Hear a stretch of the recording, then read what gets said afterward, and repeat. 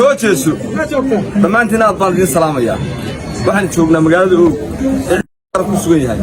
halkan baaq baan u dirayaa dadka heero u gaara iyo dawladda hoose ee Oog joogta iyo madaxda mas'uuliyiinta war ciidanka waa maxay magaalada sixir baro ka dhac waa maxay magaalada sixir baro ka dhacay xabadii biyaha 10,000 maraso dawladda hoose magaalada joogta miyay iska dhex maraysaa dadka magaalada macado baa soo galay meel ciidankeennii ma magaalada qabto ganacsigeeda waxa laga qabto oo wadan sharci laban oo kantarool oo dadka ganacsanaya hal kantarool oo dawladda hoose magaalada joogta ha kantarool ilaahay yaa buu isku weekeen maxaa magaalada soo galay ma waxaan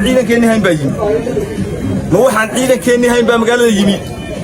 xabad litirkii biyaha 10,000 la gaarsiiyay dawladda hoose magaalada joogta miyaa iska dhex magaalada ha laga qabto magaalada ganacsigeeda ha laga qabto gacan biro waxa laga qabto inta magaalada soo jeedinaya iyo deegaanka ciidanku yimi oo ku sugan yahay baan u soo jeedinaya oo gaar u yahay inta kale waxa weeye shacabka Jamhuuriyadda Soomaaliland waxa la maanta mid ha ahaa xuduudii dalka la soo weeray al-shabaab iyo huwa ma la soo weertay nin kasto faydo iyo maanta ciidanka qaranka miciisa labo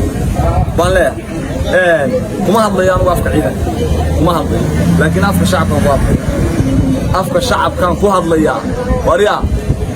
waxaan bogaadinayaa waxa weeye dadka jooga Oog ee isbaaday ee diyaarka ah ee ciidanka inay la hadlaan baan hambalyeynaya aad iyo aad u hambalyeynaya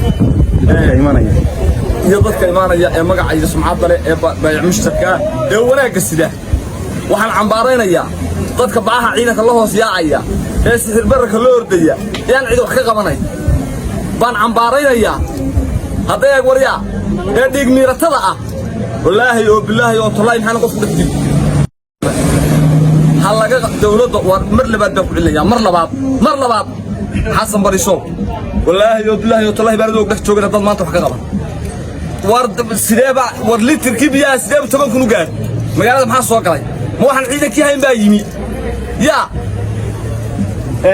maamulka caynaba iyo waxa weeye halkan war ha laga qabto ganacsigan faraha ka baxay ee dadka ganacsanaya ee waxa weeye maanta aad moodo ciidankii cad wax ka iibinayo kuwa bacahasta naagaha qaadka la yaacaya kuwa wax kale la yaacaya makiinaha la yaacay qof wali wuxuu ayay $20 bu gaarsiiyay cidina wax ka qaban mayso konton jeer baa ku raftay arrinta ayaa la isku arag yaa la isku xaman maanta deegaankeenii baa la joogaa anigu heeroog baan hay waxa weeye aan dadkeena wax ka qaban ciidankana aan wax la qaban waxa weeye maanta ciidanku wax darbu u baahan yahay wax dhigmiirto ma baa arrintaas waa inta kale cadowga isaga hanjabaad male wax ka qabashuu leeyahay halkiisa loogu tagayaa lagu qaqabanayaa nin kastoo shacabana anigu afka shacabkan mar walba ku hadlaya ma yihiin ciidana afka shacabkan ku hadlaya waxaan leeyahay nin kastoo shacab uu qoriga qaado iyo dagaal loo diyaargarow inaad xuduudda soo diyaargarow waxaan u malaynayaa qaar baa guriyahooda iska jooga xaawiriyada u soo xinaysanaya iyadoo ku xinaysan taxadiyo yaanagteeda lagugu imaan taasna waa inta mas'uuliyiinta siyaasiyiinta xagga sare ee madaxda sare saraakiisha ciidanka ee firfircoon iminka hawlaha wada kuwa la magacaabay wax dhaqdhaqaaqa aad baan dhammaantii u hambalyeynaya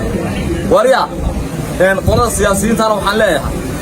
dee maanta waa idin hambalyeynanaa sida aad u midaysantihiin ee u wada socotaan ee midka u tihiin waa idin hambalyeynanaa laakiin liigga yar waxaa inoo keenay intii adinku kala fadhiisateen waxaan kaloo cambaaraynayaa iyadana dadka Oog sawirka u soo doonanaya soo tegaya wallaahi buundadan idinku tooganaya billaahi idinku dadka maalayacniga u imaanaya iska soo gelayo adeeg ee soo galaya si miliiq u soconayo wallaahi billaahi oo tallaahi maxaan ku dhex sadaqayn maanta ma yaalo maalayacni socod liitaa ma yaalo socod waxtar leh oo raganimo leh baa yaala socod wax iska celin baa yaala laakiin socoddaas ma yaalo dhammaantiin aad baan idin salaamayaa klibka la sheer gareeyo hala gaarsiiyo السلام عليكم ورحمة الله وبركاته.